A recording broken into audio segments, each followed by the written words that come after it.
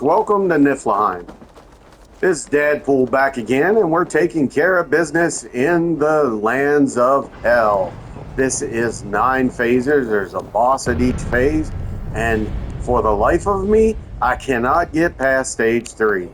It's a lot of druids when we get there, but here in the last few minutes, I haven't been able to get past this one.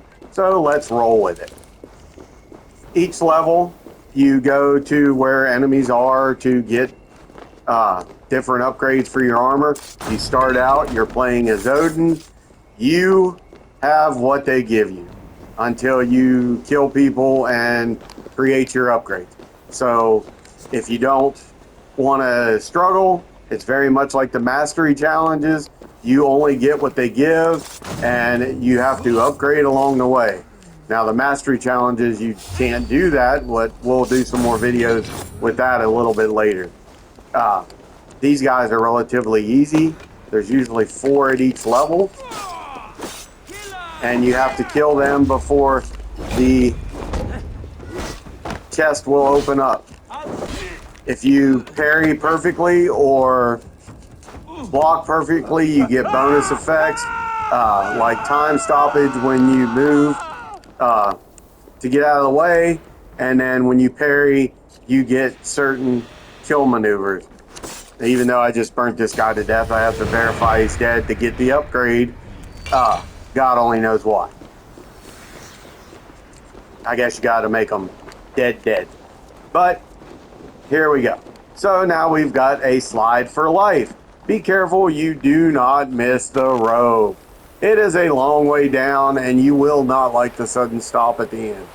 So here we go. Now we're moving on to the next level. So we're going to find a rune in this location. As I said, there's generally 4 guys to kill. You can go the stealthy route, or you can just attack. Me personally, here lately, since I have the upgrade, attacking has been my best bet. On these first couple, the ladders, I don't know so much. Maybe I need to rethink my strategy when I get on the other level, but we'll see how it goes. Also, there's no such thing as a fair fight in this game.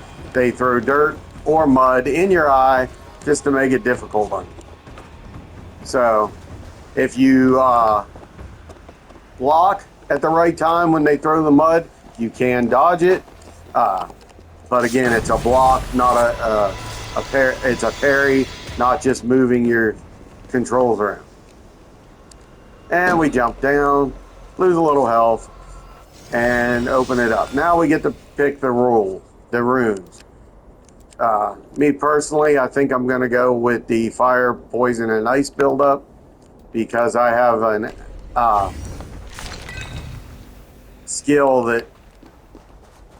a melee skill that does that. I think it's a melee skill. Let me look.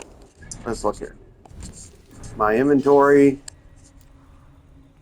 lightning fury, and this one is poison. No, that one's where I get to raise a ghost to help me out. But there are weapons along the way where you can poison and hurt people in that way. It comes in handy when you're trying to dodge and move and get away from them. Now, this is where you have to make a decision. You either go for the rune and the specialty ability, or go for life and a specialty ability. I think I'm going to go for the added life. That way, when I get to the final boss at this level, it's easier. These chains, they are a thrill. Once you run across them, you cannot go back. As you can see, they just drop and crumble, and you're pretty much stuck. So, here we go. Let's go get this stuff done. There's a guy. We're going to sneak up on him. Nah, maybe not. We'll just kill him. Call it a day. And then we'll just attack this person with the sword. If I can get another weapon. See, I had to dodge. He threw the dirt. Punk. But they're relatively easy to defeat regardless. There's 2 more. Usually there's only 4. Here lately there's been 5. I don't know if it's because, oh, that guy got me with the mud. See, that's not very fair. But there's no such thing as fair fighting in love and war, so they say. So here we go. We're going to take these guys out. The chains disappear, and voila. Now we have to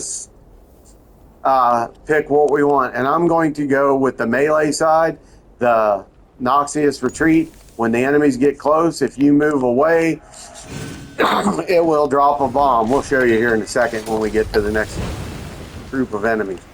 All right, this beautiful elk sitting up here. This is how you get your health. Be careful when you use it. Like I'm at 143 out of 175, so I'm going to take these guys on first before I come back and get this. As long as I don't cross the aforementioned chain, the elk will still rejuvenate. So if you have dudes to fight and you got relatively good health, save it till after the fact. And hopefully it's the same amount. He was picking up dirt to throw it at me in case you were wondering.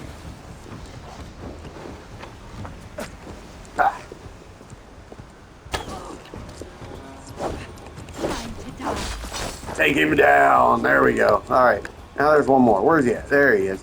And he's a scooter. He's picking up a weapon to use it against me because evidently he didn't have one. So he decided to steal his buddies. And this guy can teleport.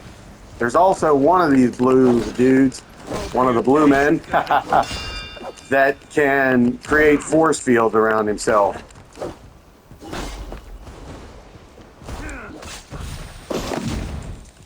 There was the poison backwards drop. And there's a finishing move. And stick around, pal. Now we'll draw this and we'll get an extra life. Or added life. It should drop up to 200. But it didn't fill my life bar. So this is where saving the elk comes in handy. So you can go back and draw on your life. And then we have to cross some change for the next phase. That'll be it for this portion. We're going to go up to the boss and then we'll be back.